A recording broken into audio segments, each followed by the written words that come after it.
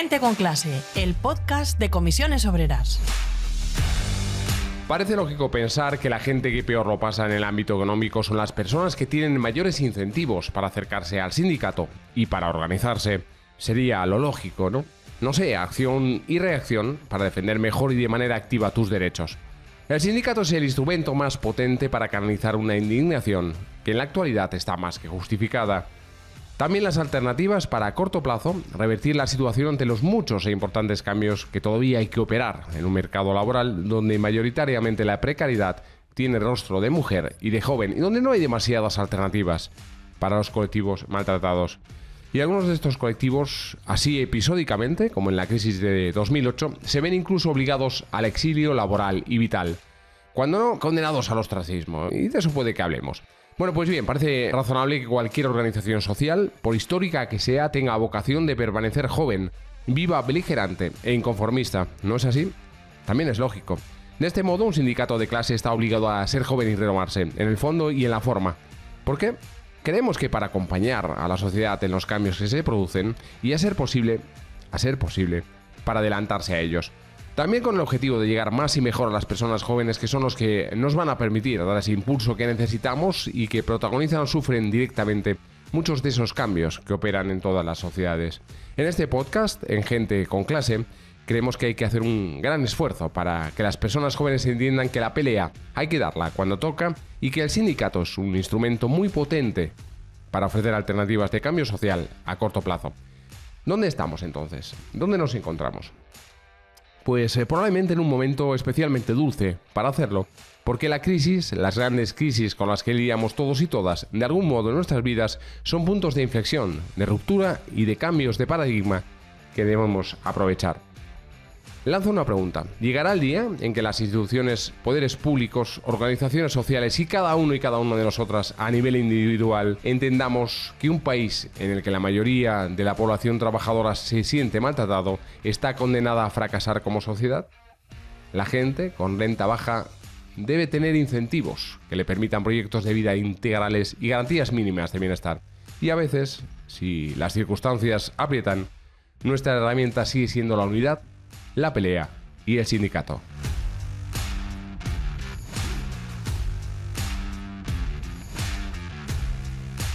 Hola, ¿qué tal estás? Hoy queremos hacer un podcast un tanto especial. Las personas que nos acompañan hoy son un ejemplo que nos ha parecido sobresaliente. Lo que nos tienen que contar nos devuelve al escenario en que las pequeñas rebeliones, el inconformismo es necesario y nos ofrece alternativas e incentivos individuales y colectivos. Ya sabéis, aquello que dejó escrito en el libro de los abrazos el escritor y periodista uruguayo Eduardo Galeano. Mucha gente pequeña, en lugares pequeños, haciendo cosas pequeñas, puede cambiar el mundo. Tenemos con nosotros a Jesús, trabajador de una empresa del sector del juego en Sevilla. ¿Cómo estás, Jesús? Muy bien. Oye, tu historia, lo que pretendes contarnos, es como para que te ganes la vida y muy bien, además, como coaching. Me parece que se dice así, no lo tengo muy claro. En serio, es una historia emotiva, una historia para recordar que cuando vengan los problemas, lo importante es no rendirse nunca, aunque las cosas se pongan feas. Yo voy a introducir el tema. En 2008 entras a trabajar en una empresa de Sevilla dedicada al juego y hasta octubre de 2017, es decir, 9 o 10 años después, las cosas iban razonablemente bien o muy bien.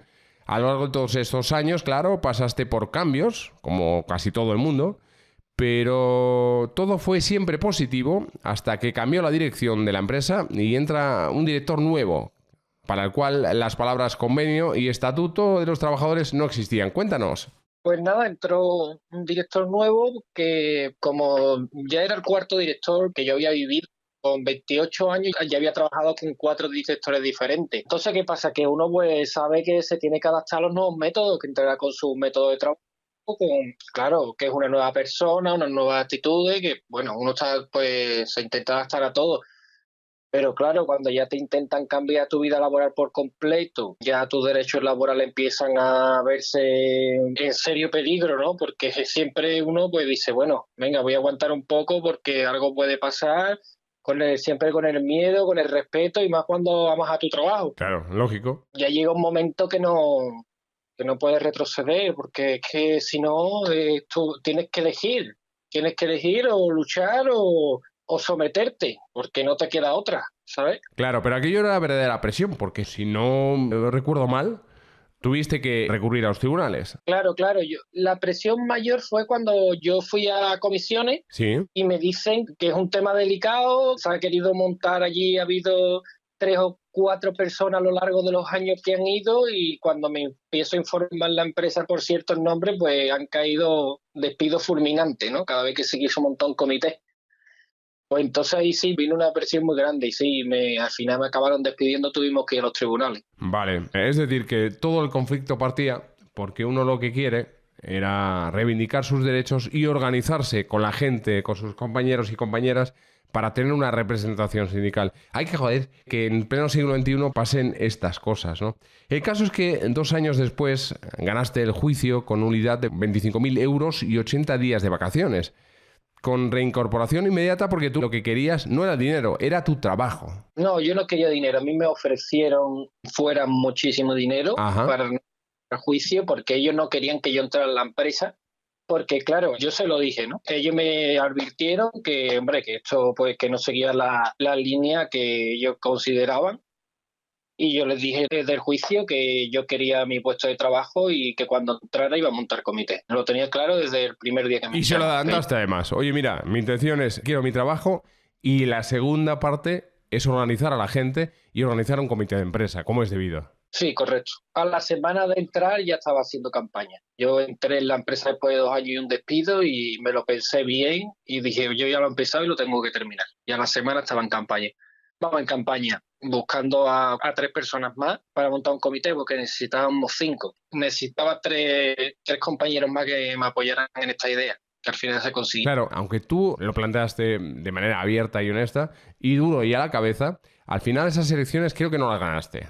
Al final la perdimos, las elecciones esas se perdieron por 6 votos, pero bueno, se hizo lo que se pudo porque, claro, veníamos también porque nos reincorporaron a 2, a mí y a un amigo mío que también desde el principio estuvo conmigo. Ajá. Entonces, ¿qué pasa? Había mucho miedo porque es normal, habíamos ganado, sí, claro, habíamos ganado, pero hay muy poca gente que se pueda estar 2 años en el paro con la incertidumbre de qué va a pasar con tu trabajo. Está claro. Entonces, ¿qué pasa? Bueno, detrás pues hubo lo que hay en todas las elecciones, en la mayoría de las elecciones.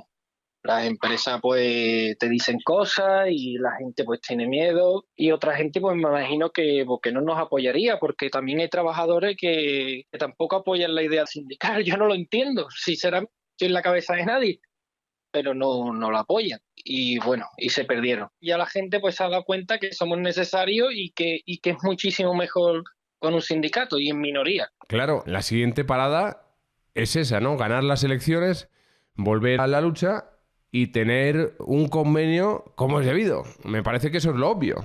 Claro. Es que a nosotros lo que más nos penalizó fue porque como a mí me reincorporaron, hubo una herramienta muy fuerte de decir que yo había entrado para cerrar aquello, cerrar la empresa. O sea, yo no he entrado aquí para cerrar. Hay que joderse. Claro. Entonces, ¿qué pasa? A mí me dieron unas instrucciones del sindicato, ¿no? Porque yo entré y hubo presiones porque es normal, ha costado 25.000 euros solamente para ti, en bruto, pagando todos los impuestos, el CEPE o vacaciones, o no sé a cuánto se iría, pero una barbaridad, es normal que la otra parte esté mosqueada. Cada cosa que me hacían mal o si no me respetaban mi convenio, yo evidentemente pues, le daba una notificación por escrito. Mira, con esto no estoy de acuerdo, no se me está respetando tal derecho.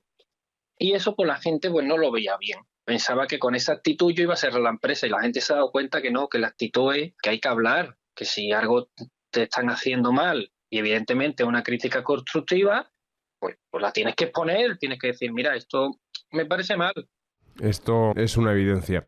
Jesús, me gustaría preguntarte si lo ves cerca el momento en que tengáis el primer convenio que soporte vuestros derechos laborales, los derechos de compañeros y compañeras que en Sevilla estáis en este sector. ¿Cómo lo ves? Sí, yo lo veo cerca, la verdad. Está costando muchísimo trabajo. Somos un sector que durante 30 años no hemos tenido comité de empresa en Sevilla, o sea que introducir eso en la mente de las personas, ya no de los jefes, sino como te he comentado antes, de todos los trabajadores, es complicado, pero cada día se es mucho mejor. Solo queda enviarte un mensaje de ánimo, porque cuando hablé contigo días atrás, te escuché algo acompañando la historia que me contabas que acrecentó mi admiración y mi emoción por la historia, ¿no? Por esta historia de militancia. Dijiste, los jóvenes del sindicato no somos la llave que arranca el motor, somos el motor. Sí, está claro. Los jóvenes, yo con 29 años o con 28 años me di cuenta que la gente, yo hablaba y me escuchaba. Tú transmites esa fuerza y aparte la seguridad, ¿no? Es como yo decía, y mira que yo tenía mi hipoteca, ¿sabes? Que también tenía mis deudas, que no vivía con mis padres. Sí, que eso acojona, está claro. Claro, pero es cierto que no saben el potencial que tienen los jóvenes. Hay que plantarse porque muchas veces ser joven conlleva a te voy a pagar poco, porque como eres joven, y te voy a hacer un mal contrato porque eres joven, y te voy a tener a jornada partida porque eres joven. No, yo soy joven, pero que conozco mis derechos y sé lo que me merezco también, ¿sabes? Correcto, hay alternativas, Jesús, eso es lo importante. Vamos a darte las gracias y a darte un fuerte abrazo y a seguir trabajando para mejorar cada día la posición de la gente trabajadora en este sector del juego en Sevilla. Muchas gracias, amigo. Vale, muchísimas gracias, muy amable. Pues esta historia nos ha servido como una magnífica introducción, pero hemos traído algunas historias más a gente con clase. Historias que no salen del ámbito de la juventud luchadora y militante. La primera nos acerca a Navarra y a la huelga del sector de la gestión deportiva en esta comunidad, en la comunidad foral. La segunda nos remite al sector de la restauración colectiva, los comedores escolares y las rutas escolares en Asturias. Saludamos a Rubén Ramallo. Hola, ¿qué tal estás? Hola, buenos días. Rubén es secretario de Acción Sindical en Navarra. Y Elena Plaza, responsable de Juventud en Asturias. ¿Cómo estás, Elena? Muy buenas, ¿qué tal? Vale, pues si quieres empezamos por ti, Elena, si te parece, ¿vale? ¿Os parece a los Venga. dos? Podéis intervenir cuando queráis, eso sí, interrumpiros, etc. Venga, estupendo. Aunque, por supuesto, vamos a hacer la anarquía dentro de un orden, siempre dentro de un orden, ¿eh? Ojo. Elena, una pregunta. Tú llevas tiempo haciendo elecciones sindicales, dinamizando y movilizando compañeros y compañeras, y sigues en ello, aunque estás en la ejecutiva del sindicato en Asturias. ¿No estarás enganchada a eso de estar con la peña en el centro de trabajo? Bueno, pues sí, pues algo engancha, la verdad, sobre todo cuando consigues que la gente pues dé un paso más en su vida, ¿no? Y vea que, bueno, que tiene capacidad de tener en sus manos parte de cómo va a ser su futuro laboral, ¿no? Y lo que eso va a implicar dentro de su vida familiar, ¿no? Que lo es todo, el trabajo al final, para tener un proyecto de vida. Y bueno, pues las cosas muchas veces no siempre salen muy bien, pero a veces sí que lo logramos y la verdad que un poco sí que engancha, sí. Sí, la verdad que la historia de Jesús es un poco así, compañeros, compañeras. Cuando a él le despiden, al final logra entrar, su empeño era montar el comité de empresa y ahí está el comité de empresa, ahí están las elecciones y encaminado a ganarlas, ¿no? Como un tiro. No hay cosa más difícil para la acción sindical, creo, corregidme si me equivoco, que la movilización y la acción colectiva de la gente trabajadora para movilizar a toda la gente, que los contratos de obra y servicio. A mí es que me parece un serio hándicap, la verdad. Un auténtico cáncer, por ser claro. Y esto que parece una piedad, en este sector que hablamos, muy feminizado, Elena, además es un ejemplo perfecto. ¿Con qué os habéis enfrentado y cómo os habéis enfrentado a estos problemas? Bueno, pues nosotras ahora mismo estamos hablando de un sector que es principalmente feminizado. Hablamos aproximadamente de unas 1000 mujeres asturianas, la mayoría de ellas pluriempleadas, y vamos a lo que estabas comentando. Muchas de ellas enlazando contratos de obra o servicio en fraude de ley durante más de 20 años. Esta es la situación que nos hemos encontrado, mujeres que al final, pues digamos que sus rentas de alguna manera complementan otras rentas en sus hogares, pero siempre tenían esa situación de desesperación de no saber si al curso siguiente pues se iba a contar con ellas o no se iba a contar con ellas, ¿no? Entonces nos encontramos un sector del que de alguna manera se habían aprovechado en gran medida porque en principio se pueden observar dificultades en términos organizativos, dado que están muy disgregadas, que al final son servicios públicos que la administración externaliza pues para obviamente ahorrar costes, y de alguna forma el paso de tantas empresas por estas mujeres pues al final dificultaba de alguna forma el tema de la organización, pero de todas maneras nuestro sindicato es un sindicato que se atreve con las cuestiones difíciles y sobre todo que logra conseguir cosas, y efectivamente conseguimos a costa de trabajo poder poner en conjunto a todas estas mujeres, y al final pues conseguimos organizarlas en comités de empresa por las diversas empresas que gestionaban estos servicios en Asturias, y a través de la reforma laboral desde luego hemos conseguido convertir a esas más de 1000 mujeres que venían enlazando, como decía, contratos de obra o servicio durante más de 20 años, muchas de ellas en fijas discontinuas. Claro, porque antes de la reforma laboral, yo creo que lo has dicho tú, es el gran punto de inflexión. Resultaba prácticamente prácticamente imposible. Era complicado, es decir, al final el fraude de ley era fraude de ley, es decir, donde lo llevases en términos judiciales, pues era algo que ganabas, ¿no? Pero es cierto que las empresas en general pues tienden a no poner ciertas facilidades en algunos casos, sobre todo cuando se dan cuenta de que, bueno, que la lectura que se están llevando las trabajadoras es que se pueden organizar colectivamente y eso no es bueno que lo conozcan, ¿no? Por decirlo así, pues porque de alguna manera la correlación de fuerzas dentro de la vida en la empresa cambia, ¿no? Entonces, el hecho de que la reforma laboral lo haya plasmado sobre el papel y lo haya planteado como algo obligatorio es una ayuda fundamental para la acción sindical. Claro. Has dicho una cosa que me parece que hay que resaltar, hay que subrayar, aunque sea brevemente. Elena, eran contratas de los poderes públicos. Correcto. Esto estamos hablando... Claro, ¿cómo se puede mantener desde el poder público la precariedad de esas empresas a las que se recurre para dar un servicio? Pues así es y así lleva siendo durante muchísimos años. Esto al final lo que implicaba era efectivamente que las trabajadoras fueran viendo sus condiciones laborales precarizadas año tras año, ¿no? Algo que no se entendía. ¿Por qué? Pues porque en gran medida no hay una supervisión de que las empresas que finalmente resultan adjudicatarias del servicio, que suelen estar en torno a los 2-4 años que asumen los servicios, después puede venir otra o mantenerse, nadie vigila que esas empresas cumplan los pliegos de condiciones que muchas veces están incompletos y sobre todo suelen estar incompletos para regular y concretar en base a los derechos de las trabajadoras, ¿no? Entonces, esto está ocurriendo y es cierto que gracias a la organización nosotros aquí en Asturias de alguna manera hemos podido movilizar a parte de este sector pues para presionar también a las administraciones públicas de que esto ya no es gratis, de que hay que tener previsión en los pliegos de condiciones y de que de alguna manera la representación de las trabajadoras en ese sentido tiene que poder participar, aunque sea aportando cuestiones que hablan de la realidad del servicio, porque a veces es muy sencillo regular desde un sillón cuando tú no eres consciente de lo que tienes. Y una vez que tienes trabajadoras organizadas que te pueden plantear las necesidades del servicio, no solo de las trabajadoras, sino del servicio, porque no olvidemos que estamos hablando de servicios que garantizan derechos fundamentales como es la asistencia de nuestros niños y niñas al cole. Quiero decir, o sea, que estamos hablando de que trabajamos con menores en gran medida y que bueno, pues el servicio es esencial que pueda salir lo mejor posible. Entonces, ahí estamos. Perfecto. Con todos estos problemas, al final, como decía antes, somos muy duros de mollera. Habéis arrancado el reconocimiento de muchos años de antigüedad a muchas trabajadoras. Habéis registrado avances constantes y sonantes. Es decir, está claro. Y habéis sumado pequeñas victorias en un sector muy precario. La organización de las trabajadoras y los trabajadores parece vital, Elena, y estamos en vísperas de reivindicarlo. Es que somos muy útiles. Lo somos. Cuéntame. Lo somos. La verdad que es lo que decíamos antes, ¿no? Lo que engancha es cuando tú estás organizando un sector donde nadie, en principio, pues ha ido a preguntar sobre cuáles son las circunstancias y ves el paso que dan esas trabajadoras, ves el paso que dan tanto las que se suman a las primeras filas de organización como son los comités de empresa, pero también lo ves aquellas otras que participan promoviéndolo, que preguntan, que se encargan y que siguen, bueno, pues haciendo grandes comentarios dentro de los grupos en los que nos organizamos de qué beneficios, ¿no? Y de qué importante es la organización colectiva. Entonces, eso es esencial y sí, efectivamente, ahora mismo tenemos por delante algo importante en el que Comisiones Obreras, desde luego, está dispuesta a dar el do de pecho y que estamos confluyendo en movilizaciones. Perfecto. Oye, Rubén, que estás ahí agazapado.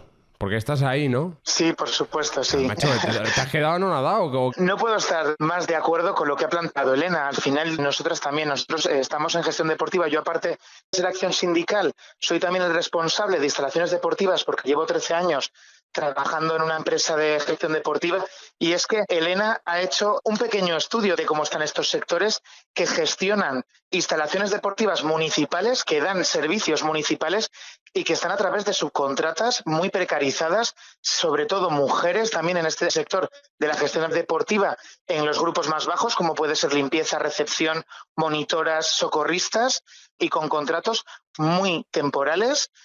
La mayoría antes tenían contratos temporales, ahora la reforma laboral sí que ha corregido esto, pero seguimos con contratos a tiempo parcial y por horas. Eso al final precariza muchísimo las condiciones de trabajo de estos sectores. Claro. Y las trabajadoras y los trabajadores aislados registran al final pocos avances.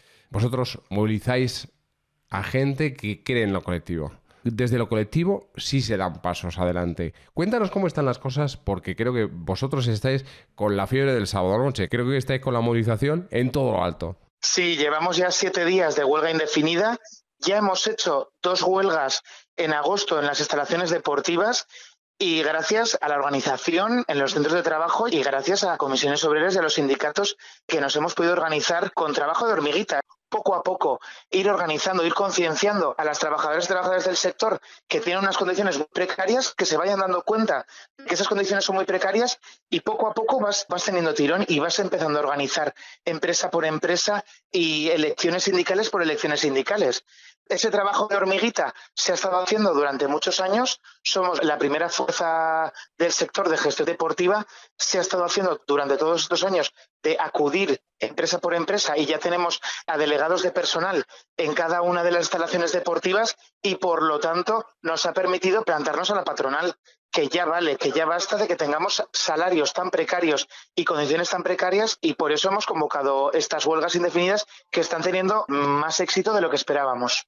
Qué gran trabajo, compañeros. Claro, es fantástico porque supongo que la intención manifiesta de todos nosotros está en no firmar nada que esté por debajo del coste de la vida, por lo menos que se vaya adecuando en los próximos 2-3 años y que no se pierda poder adquisitivo. Es que parece de lógica, ¿no? No sé dónde está el no entender, ¿no? Mira, otro matiz relativo al tema de la reforma laboral, que también nos pasa aquí mucho en algunas de las empresas que, digamos, a las que se les adjudican estos servicios, es que contaban en algunos casos con convenios de empresa. Claro. Así, claro, ¿quién licita y quién se lleva el porcentaje mayoritario del territorio? Joder, pues esa empresa. ¿Por qué? Porque tiene un convenio colectivo que rebaja las condiciones laborales y, por lo tanto, pujamos más a la baja todavía, ¿no? Eso es otra de las cosas que la reforma laboral le mete un impulso brutal a este tipo de relaciones laborales, pues porque ya permite de alguna manera que el convenio sectorial en materia salarial no pueda ser dejado, por decirlo de alguna forma, por los convenios de empresa, ¿no? Entonces es una herramienta más que permite que de alguna manera y también no haya esas grandes diferencias que podía haber entre diversas trabajadoras del mismo sector haciendo el mismo trabajo, y estábamos hablando de cuestiones de cobrar 100 euros menos mensuales, más los permisos retribuidos que ya no hablamos, ¿no? Yo creo que en este punto, Rubén, sectores tan precarizados desde el pasado no se pueden consentir subidas que mermen aún más el poder adquisitivo de la gente y que precaricen aún más el trabajo de la gente. Creo que esto es definitivo, creo que hay que aprovechar el momento y creo que hay que dar un impulso y un salto hacia adelante. Así es. Bueno, os estoy llamando desde la calle porque como estamos en huelga indefinida tenemos multitud de actos y convocatorias y por lo tanto ya lo siento, pero no te como preocupes. me toca estar en la calle, No te preocupes. pues estamos ya a la espera de empezar concentraciones a partir de las 12 de esta mañana. Sí, lo que me comentaba, son salarios tan bajos que no estamos hablando de 30.000, 40.000 euros anuales, 45.000 euros anuales. Estamos hablando de que en Navarra las trabajadoras de limpieza de gestión deportiva están cobrando 17.900 euros anuales. Esto para una comunidad con unos precios muy altos, esto es muy poco. Entonces no podemos, con salarios tan bajos, firmar migajas. Es que no, y eso lo han entendido muy bien los trabajadores y trabajadoras y lo han entendido también que están continuamente sin cobrar, llevan ya 8 o 9 días en todo el verano sin cobrar y dando el callo en todos los piquetes informativos y en todas las asambleas de trabajadoras. Entonces, es una pasada, es un que personas poco con eso. esas cuantías salariales comprendan y digan, no, es que desde luego que lo de ahora es jodido, pero es que lo que viene después si no conseguimos esto es peor, ¿no? En esa visión no solo cortoplacista, sino un poco pues más a largo plazo. Pues en este punto, y seguido, que nunca será final, tenemos que recordar que Comisiones Obreras hace un llamamiento a la movilización porque estamos demostrando que allí donde hay organización, allí donde los trabajadores y las trabajadoras se implican, se pueden sacar buenos acuerdos. A los dos, a ti Rubén, a ti Elena, a ti Rubén, muchas gracias por traernos esta historia. Muchísimas gracias. Estas historias, Mil estas gracias a historias, vosotras. claro, que nos empujan a seguir adelante. Mucho ánimo, Rubén. Dad por allí ánimos a todo el Igualmente, mundo, Elena. ¿vale? Venga, un abrazo, Que compañeros. vaya bien. Hasta luego. Hasta luego. El caso es que estamos en puertas del 3N, el 3 de noviembre, y en esa fecha hay prevista una gran movilización enmarcada en la disyuntiva salario-conflicto, que es el leitmotiv de las organizaciones sindicales de clase. Y Comisiones Obreras ha hecho un llamamiento a la COE para advertirle que el conflicto está latente y se va a agravar cuando los trabajadores comprueben cómo evolucionan los precios, al tiempo que ha pedido corresponsabilidad porque hasta entonces va a haber movilizaciones como esa manifestación, ese 3 de noviembre. Hombre, buenos días. ¿Qué tal estás, Agustín? Pasa si quieres. Estás en tu casa. Buenos días. ¿Qué tal? ¿Cómo estás? Agustín Martínez, el secretario confederal de organización. Un poco el jefe de muchas cosas en el sindicato, ya sabéis. Aunque es verdad que nunca ha estado en gente con clase. Yo creo recordar, no nos hemos visto por aquí. Aprovecha, coge asiento, coge aire. ¿Venías dispuesto a contarnos algo? Yo creo que no, pero te vamos a atracar. El caso es que nos vienes al pelo. Te cuento por qué. Estábamos hablando de esa movilización del 3 de noviembre. Seguro que nos puedes contar algo al respecto y animar a la gente a coger el pulso a la calle, a salir a la calle para movilizarse y reclamar lo que nos es propio. Bueno, pues sí, estos últimos momentos estamos perfilando ya los retoques finales de lo que va a ser una grandísima movilización en Madrid. Vamos a trasladar un mensaje muy claro a la patronal: o hay subidas de salarios para hacer frente a este desbarajuste en la inflación, o habrá conflicto. Estamos teniendo ya conflictos en muchos de los sectores donde estamos dirimiendo los convenios colectivos y, por lo tanto, lo que estamos tratando es de que el 3N sea un éxito de participación del conjunto de trabajadores y trabajadoras y de activos del sindicato en Madrid. Estaremos en 3 marchas en paralelo, desde la Puerta de Toledo, desde la Plaza de España y desde Atocha, que confluirán en la Plaza Mayor, y donde decenas y decenas de miles de trabajadores y trabajadoras estaremos reivindicando el derecho a tener un salario digno y un empleo de calidad. Es que en esos dos elementos, negociación, movilización, está el avance. Está comprobado, sindicalmente es la herramienta. Bueno, esto es mucho más sencillo de lo que a veces parece. Donde tenemos sindicato, donde hay organización sindical, donde hay fuerza, hay mejores condiciones de trabajo, y esto solamente obedece a una cuestión. La patronal, la contraparte, tiene que saber, los empresarios, que donde la gente se organiza se disputa el salario, se disputa las condiciones de trabajo. Por lo tanto, yo animar a la gente a que se afilie, a que se organice, porque este es el ABC de la clase trabajadora. Si no hay una organización potente, si la empresa o los empresarios o las asociaciones empresariales no ven delante de la mesa de negociación a un sindicato potente que tenga a la gente detrás, y por lo tanto que en los casos donde no transija va a tener movilización, va a tener huelgas, va a tener confrontación, ese es el valor del sindicato. Lo hemos comprobado desde Asturias a Sevilla, con los salones de juego, con esas elecciones que se organizaron, esos avances que se han registrado ya en el sector del juego, con también el sector de los equipamientos deportivos en Navarra, y como está siendo también un ejemplo en las movilizaciones en Asturias. Agustín, muchas gracias por contarnos esto. A vosotros. Son cientos y cientos de conflictos, cientos y cientos de movilizaciones que donde tenemos fuerza estamos arrancando muy buenos convenios colectivos y trasladando a la gente mejores condiciones de vida. Muchas gracias. Perfecto, pues cuídate, cuidaos todos, ya sabéis, nos vemos en poco tiempo. A ver si tienen razón los compañeros y compañeras canarias y pegamos esto un acelerón y nos vemos más a menudo. Chao.